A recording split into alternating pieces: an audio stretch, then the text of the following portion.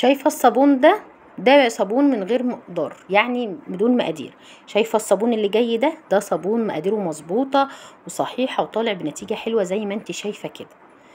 لو عملتي الصابون من غير مقدار هتوصلي للنتيجه اللي انت شايفاها دي، لكن صابون المقدار بيبقى حلو جدا ومظبوط. هنا هتشوفي وهتخشي على الفيديو هتشوفي الفيديوهات بتاعتي والصابون عمل معايا ايه. يا صباح الفل والياسمين على عيونكم الحلوين. زي ما انتوا شايفين كده ده فيديو جديد النهاردة، وهنعمل فيه فطار حلو ان شاء الله، وهنعمل كمان روتين هيعجبكم قوي. هو روتيننا النهارده ماهوش تنظيف. زي ما انت شايفه كده هي الشقه كانت رايقه، يعني يا دوبك كنسنا كده من على الوش وعطرنا المكان، لان انتوا عارفين في الحر بتبقى اي حاجه بتعمل ريحه. فدايما اتعودي كده قبل ما تنامي تلمي بسكوتاتك كلها وفضيها. اهم حاجه في الشقه ان تكون الدنيا تمام. عندك اكل الطيور، عندك اي حاجه حاولي تخلصي منه، المهم ما يقعدش كتير في الشقه. يعني الصيف غير الشتاء. في الشتاء بتبقى الدنيا ممكن شويه، لكن في الصيف اقل حاجه بتعمل ريحه. قمت بقى روقت الشقه زي ما انت شايفه كده وعطرتها التعطير اللي انت شايفاه ده. قلنا نفطر ايه بقى؟ قالوا لي يا ماما عايزين نفطر شعريه بلبن. يا ولاد الدنيا حر، فاما لقيت لهم غرض لكده قلت خلاص هجهز لهم شعريه بلبن نفطر بيها النهارده. رحت جايبه الصينيه اللي انتوا شايفينها دي، وحطيت معلقه سمنه بلدي حلوه كده، وبعد كده حطيت كيسين من الشعريه، وكنت مجهزه اللبن معايا ما لقيتش لبن بلدي، فاضطريت ان انا اجيب لبن مبستر. بصوا اولا انا معرفش بخيره ده لبن مقطع ولا مش مقطع، هو جه فما انا معرفش والله هو كان مقطع ولا لا. المهم يعني قلبت الشعريه في السكر في البتاع في السمنه زي ما انت شايفه كده، وما تشيليش ايدك منها. انا في العادي بحب اغمقها شويه، بس النهارده بقى بصراحه انا كنت قايمه، انا بحب الفطار الحرش، بحب الفول والطعميه والبتنجان والكلام ده. بس لما قالوا كده انا اصلا كنت كسلانه ومش قادره اقوم اعمل فطار كده يعني.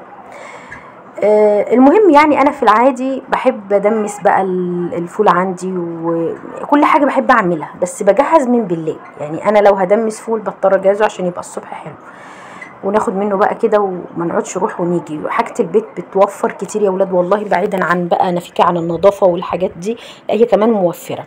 زي ما انت شايفه كده حطيت سكر على الشعريه بعد ما اتحمرت، خدت لون معايا حلو كده، ورحت حاطه سكر عشان يكرمل معايا. بعد كده رحت ضايفه مقدار الميه.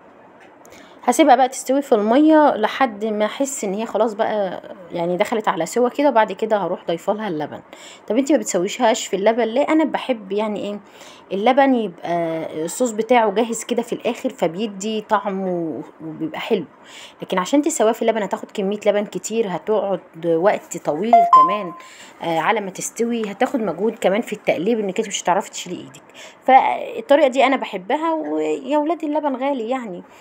المهم ان هما بيستفادوا برضو منه. فحطيت مقدار اللبن اللي انا محتاجاه، وكل ما بحس ان هي محتاجه لبن بضيفه.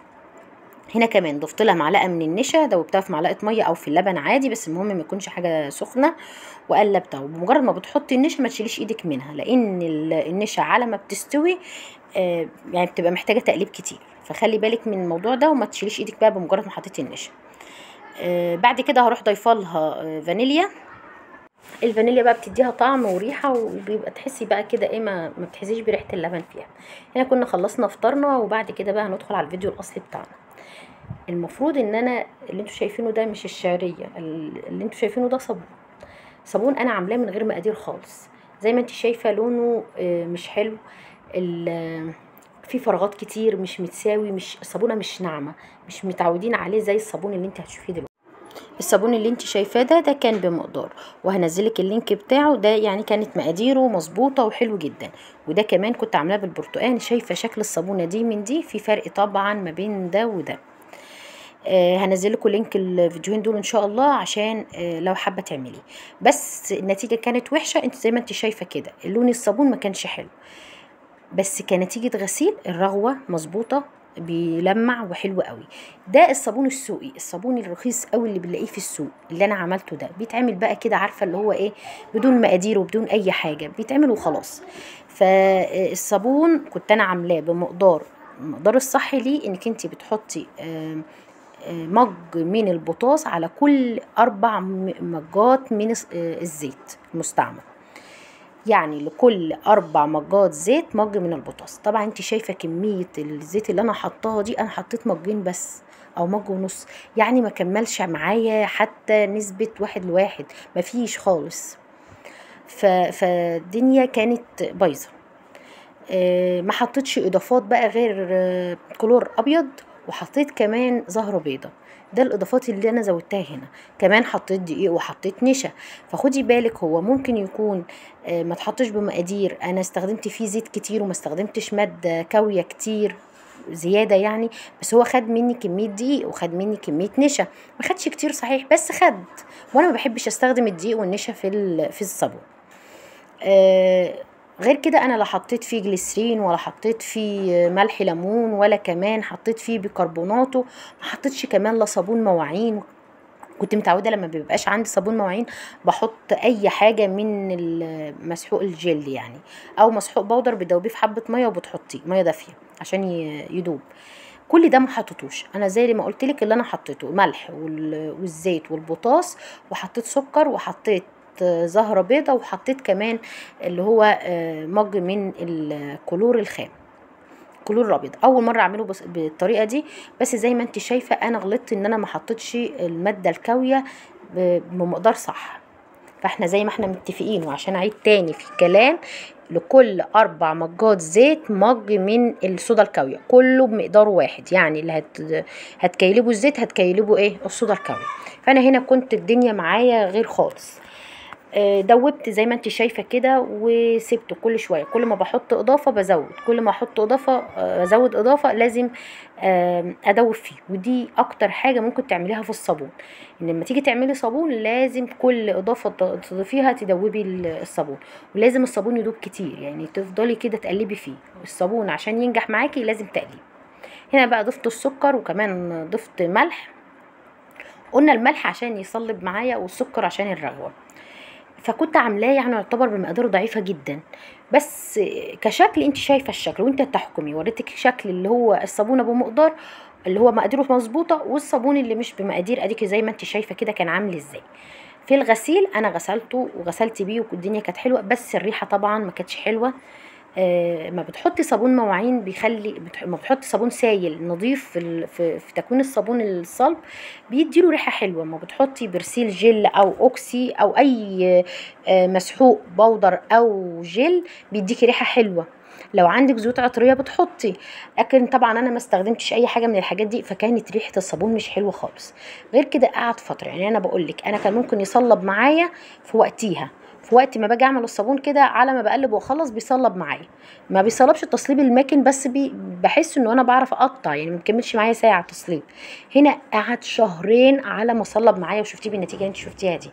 حتى في الفيديو هتشوفيه انا كل ما بقلب يعني بصبه في القوالب بتاعته واجي اشيله بحس ان هو مزيت في زيت، فسيبته بقى لحد ما ينشف خالص. فخد معايا كميه من الوقت او مقدار من الوقت كتير قوي، يعني شهرين كتير عشان استخدمه. غير كده الصابونه دايبه، يعني مش ناشفه، ما بتقعدش، على ما بتغسلي بيها مره واتنين بتدوب. فانما الصابون لما بيقعد معاكي كتير ويبقى مصلب ونتيجته حلوه بينشف. يعني شهرين ده كنت ممكن تعملي اصلا منه عجينه صابون، وده انا عملته معاكم بكذا طريقه في كذا فيديو. يعني ان انا اعمل من الصابون الصلب صابون سايل من العجينه، ان انا ابشر الصابون واضيف عليه مقدار من الميه السخنه، بعد كده بضيف عليه مقدار من الميه الساقعه، بعد كده اضيف الاضافات اللي انا عايزاها، ان كان صابون سايل بقى، ان كان كمان اي مسحوق، اي صابون حمام اللي هو بريحه، اي حاجه. فكنت بعمل صابون سايل، كنت بستغنى عن ان انا اشتريه من بره، بس لازم يكون عندك كميه من الصابون الصلب متوفره عندك. يعني طول الشتاء اعملي، طول ما عندك زيت اعملي. هو في الصيف بياخد وقت كمان في التصليب، ما بيبقاش سهل قوي ان هو يتصلب. غير كده حاولي تتمسكي بالمقادير، المقادير بتظبط الوصفه. والله انا جربت ده وجربت ده، لا المقادير بتظبط الوصفه جدا. فزي ما قلت ده ما كانش بمقدار صح، انا كان عندي كميه الزيت، مش هقولك انا ما كنتش عارفه المقدار او لا، انا كانت عندي كميه زيت كتير، واللي كان محطوط في في الوقت ده الصودا اللي كانت موجوده عندي كانت قليله. طب ما كنت عملتي ده على قد ده، يلا بقى قدر الله وما شاء فعل. بس هو والله هو خد وقت، بس كانت برضو النتيجه في الغسيل مش هقولك نفس النتيجه بس برضو رغوه وبينضف. هو ده الصابون السوقي اللي انا الطريقه اللي انا عاملاها دي، ده الصابون السوقي بشكل برضو مش عاجبك زي ما انت كنت شايفاه كده. هنا بقى شفتي ابتدى بقى يفصل من بعضيه، يعني شوفي بعد كل التدويب اللي انا دوبته ده لقيته فاصل. قبل كده كنت منزله لكم فيديو كان علاج الصابون الصلب البايظ. لما باظ مني كده انا حطيته على نار هاديه جدا شمعه، رحت ضايفه عليه مقدار من الدقيق وظبط معايا واتصلب وكان لونه حلو قوي، وكنت منزلاه وما شاء الله جاب مشاهدات حلوه، يعني عدى في قناه بادئه عدى 9000 مشاهده، فده كان حلو. هنا لما جيت اعمله انا بصراحه قلت هو انا ما كلفتش الصابون، فباص بقى ما بص الزيت عندي وهم يا دوبك ايه مجين من ال حتى ما كملش مج ونص من البطاص، فالدنيا هسيبه بقى. فرحت صباه في القوالب، بس ضفت له زي ما انت شايفه كده حطيته في القوالب. هنا كان قعد حوالي 15 يوم. شوفي بعد ما طلعته كان لسه في زيت، يعني شايفه. هنا بقى قعدته على الشكل ده كل يوم والتاني احس ان اللون ده الوجه ده نشف اروح قلباه. فضلت على الحال ده، وطبعا مشغله مراوح والكلام ده عشان يوصل للنتيجه اللي انت شفتيها دي. وغسلت بيه، والله غسلت بيه مواعين كامله ألمونيا ونضف ولمع وبقت حلوه، بس ريحه الصابون كانت واضحه، وده للامانه. كنت طولت عليكي في الفيديو ورغيت فيه كتير، فدي معلومات عشان تتفادي اخطائي، او انا بحاول اظهر لك. يعني انا ما طلعت كذا فيديو صابون كان حلو قوي، حتى لما عملت الصابون البايظ وضحت هو باظ من ايه وعلاجه كان ايه وظبطت الدنيا معاكم، وده كان للامان، يعني للامانه.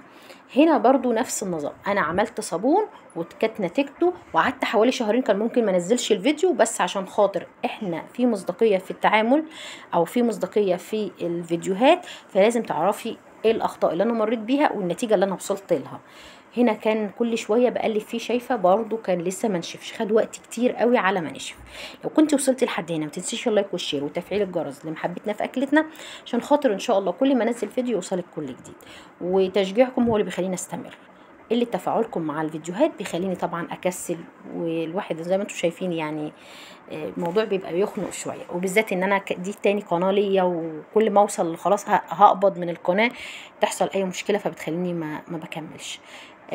وريتك الصابون، وريتك شكله عامل ازاي، وهو ده الصابون اللي من غير مقدار. دي اللي النتيجه اللي هتوصلي لها لو عملتي حاجه بدون مقدار، سواء في وصفه اكل، سواء في وصفه اي وصفه بدون مقادير ليها مقدار، وانت بعدتي عن المقدار هتلاقي النتيجه زي ما انت شايفه كده. انا نزلته بمعلوماته بعيوبه بمزاياه بكل حاجه. يا رب تكوني استفدتي معايا. اشوفكم على خير في فيديوهات تانية اجمل واحسن. قبل بقى ما نختم، دعوه لاخواتنا في فلسطين واخواتنا في سوريا وفي السودان وفي اليمن، في كل بلد عربي بيعاني، ربنا يشيل معاناتهم، ربنا يصلح حالهم، ربنا يخسف بعدوهم الارض، اللهم امين. اشوفكم على خير، ومع الف الف مليون سلامه.